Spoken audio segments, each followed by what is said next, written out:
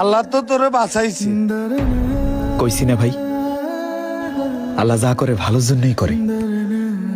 আজকে ভাই ওই গাড়িতে আপনিও থাকতে পারতেন ভাই। আল্লাহর হুকুম ছাড়া একটা গাছের পাতাও নড়ে না।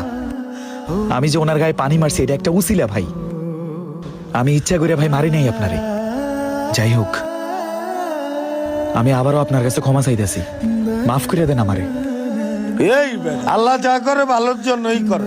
তুই বাইরে এখন সসম্মানে দোকানে নিয়ে দিয়ে আসবি, এ বলে দিলাম। কিন্তু ভাই আমার ভুল হয়ে গেছে, আমি বুঝতে পারিনি। আমি তোমার সাথে অন্যায় করছি। আসো ভাই। আচ্ছা ভাই দাঁড়াও, তোমার একটা কথা জিজ্ঞেস করি। বুঝলাম পিকনিকে না যাওয়ার কারণে আল্লাহ আমার বাঁচাইছে, আমার ভালোও করছে। আল্লাহ যা করে ভালোর জন্যই করে। তো তোমার কি ভালো হইলো? তোমার বিনা অন্যতে মারলাম, তোমার গায়ে হাত তুললাম, তোমার ভালোটা হইলো কি? ওইটা আমারে কও ভাই। আল্লাহ এখন আমার ভালো চাই নাই, হয়তোবা কখনো না কখনো আল্লাহ আমার ভালো দিক দেখবে, আল্লাহ আমার ভালো কিছু করবে, হয় দুনিয়ায় না হয় পরকালে। ওটা নিয়ে কোনো সমস্যা নেই ভাই। আজকে যদি আপনারা আমার মারতে মারতে মাইরাও ফেলতেন তাও আমি খুশি থাকতাম। আমি তারপরেও কইতাম আল্লাহ যা করছে ভালোর জন্যই করছে। ধরো না আমি তোমার মারতে মারতে মাইরা লাইলাম, তো তোমার ভালোটা তো আর আমি দেখলাম, তুমি তো মরে গেলা। ভাই কথায় আছে না, জানলে ইসলাম সহজ, না জানলে কঠিন।